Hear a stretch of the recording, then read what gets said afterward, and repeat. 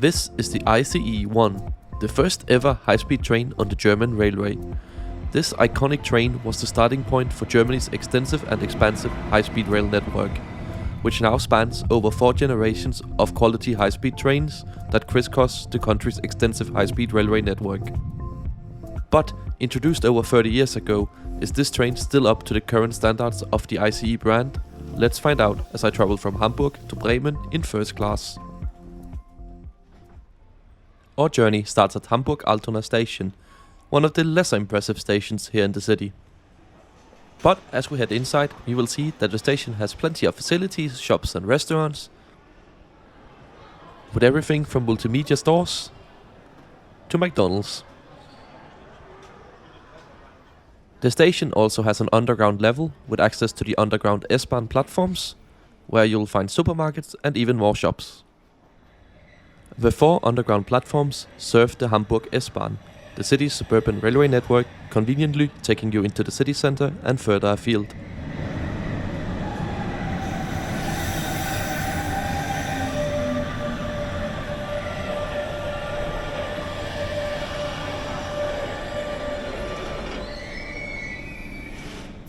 But back upstairs is where you'll find the station's regional and long-distance train traffic.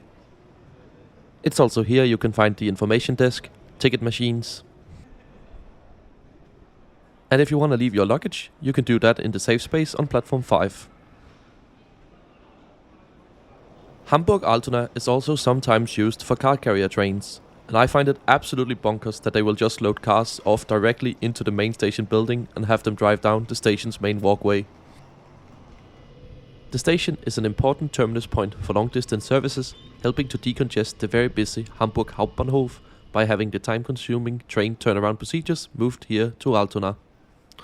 The station is also located in close proximity to the large Hamburg-Eidelstedt ICE train maintenance facility, which is where our train is arriving from.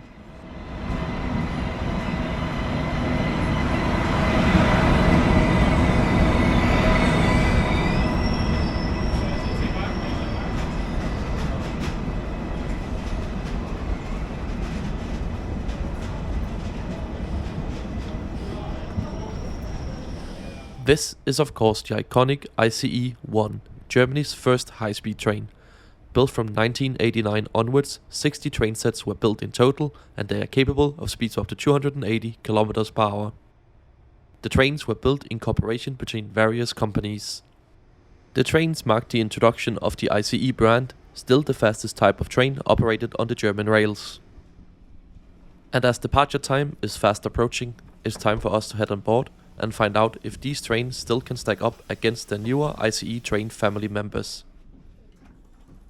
I'm traveling in first class today and have reserved a seat. However, this is not mandatory on German ICE services, meaning that if you're traveling on something like an Interrail pass, you can also just pick any available seat. I've chosen seat number 42 for my trip today, which is one of these solo window seats.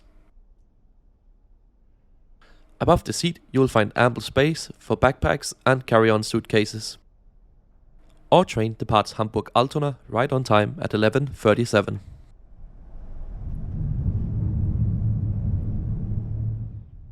Just north of Hamburg-Altona, we enter the maze of tracks allowing trains to head to all sorts of destinations, such as north towards Denmark or east towards Hamburg Hauptbahnhof.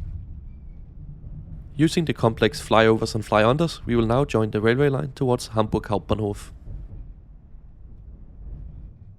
And as our train snakes its way through the city, let's take a closer look at the route map for the journey we'll be undertaking today.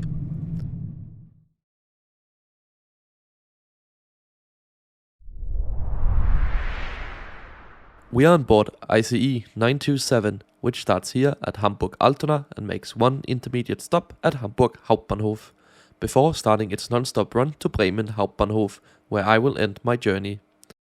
This is scheduled to take 1 hour and 10 minutes to cover the 121 kilometers, giving the train an average speed of 103 kilometers per hour. But this train is far from done. After Bremen, it's going on a tour of Germany, running via Münster, Düsseldorf, Köln, Frankfurt, Nürnberg, and eventually ending up in Passau 11 hours later. For the first part of our journey, we run right through the heart of Hamburg on the Hamburg-Altona railway link line. which has 4 tracks in total, split between 2 for the S-Bahn and 2 for the long distance and regional trains. We are now passing through Dammtor station. Some long distance ICE services also call here, but ours today is non-stop.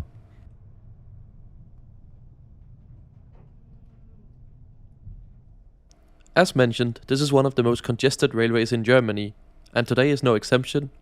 We are currently awaiting a free platform at Hamburg Hauptbahnhof, while the ICE 4 leaving towards Altona is waiting for the line ahead to be clear. After a few minutes of waiting, we can begin the approach into the station. Hamburg Hauptbahnhof is the busiest long-distance railway station in all of Germany and the second in Europe only after Paris Gare du Nord. This station, dating back to 1906, handles all of this traffic using just 12 platforms.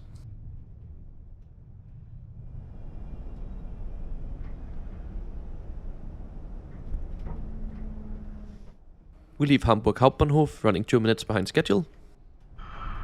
Ja, moin moin, herzlich willkommen. Wir begrüßen alle jetzt hier im Hamburger Raum einzelne Reisen im City Express nach Passau.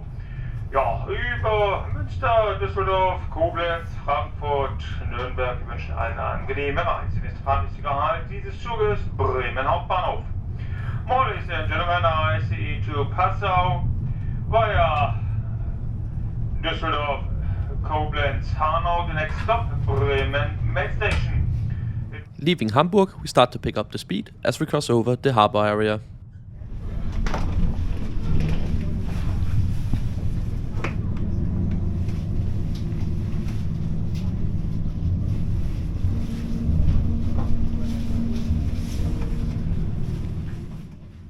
One thing I love about these trains is just how long they are, and you can really see that when we pass through curves, such as here at Hamburg station.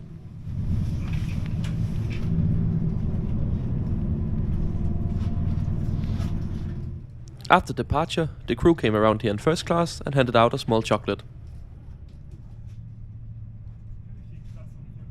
And as we're now speeding along, let's go and have a look at the rest of the train. Starting with the clear information displays by the doors. We are currently in first class, where you can find seats both in compartments of 6, but also airline-style seating in open-plan carriages. There's also a few table seats, and it comes in the expected 1+2 layout.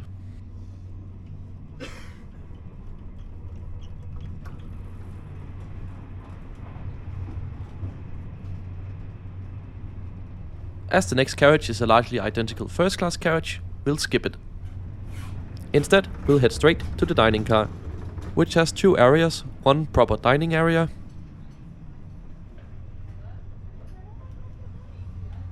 and further up there's the more bar-style layout and the order counter.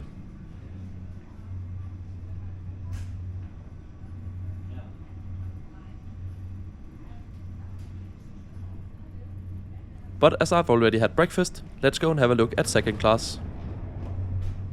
Similar to first class, some of the carriages are split between compartments for 6 people, as well as airline-style seating. The seats are very similar to the ones in first class, just of course narrower in a 2+2 layout and using a fabric instead. As I found an empty compartment, we can take a closer look at them. These seats are also very comfortable, basically using the same design as first class, and they of course also has features such as power outlets.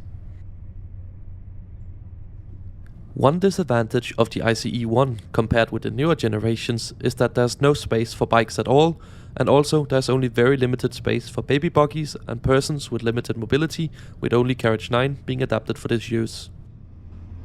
But one thing they do have is quite large toilets, especially for a non-accessible one. Everything here is working and clean. So, thumbs up Deutsche Bahn. The trains also have free Wi-Fi, which you can use to access the Onboard ICE portal, which is a great tool to get live information about your journey, transfer points and delays.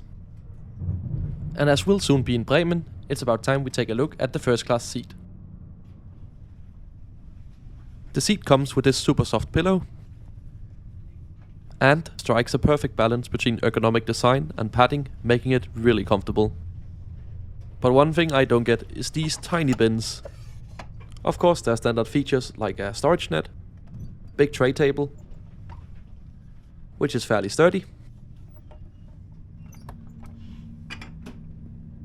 Down below is where you'll find the power outlet. There's one for every seat. Overall, these are some of my favorite long distance train seats. These trains underwent a massive overhaul in 2019 in order to keep them running till at least 2030, and I think Deutsche Bahn did a great job. The train is still smooth and quiet, has all the modern amenities like power outlets, Wi-Fi and clear information displays, and still having really comfortable seats. So I'll be looking forward to many more journeys over the coming years on board the ICE 1. And just like that, we are already approaching Bremen Hauptbahnhof. So let's talk about tickets. Tickets on this route start from €10 if booked in advance on the Deutsche Bahn website. Prices vary based on time of booking and demand, so book ahead if you can. However, as I was traveling on an Interrail pass, I can just jump on board and use this train with the option to pay for an optional seat reservation if I wish to do so. So what do you think of the ICE 1? Do you think it was wise of Deutsche Bahn to refurbish them? Or maybe they should have ordered more of another generation of ICE trains? Let me know what you think in the comments below. And here we are at Bremen Hauptbahnhof, just a minute behind schedule.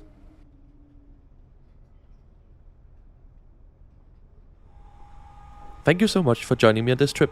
If you want to see more videos like this, make sure you're subscribed to the channel as I try to post a new one every Sunday. You can also follow me over on Twitter at IntercitySimon. I usually post live from my travel over there, so it's a great place to get a sneak peek at what videos might be coming on the channel in the future. Thanks for watching.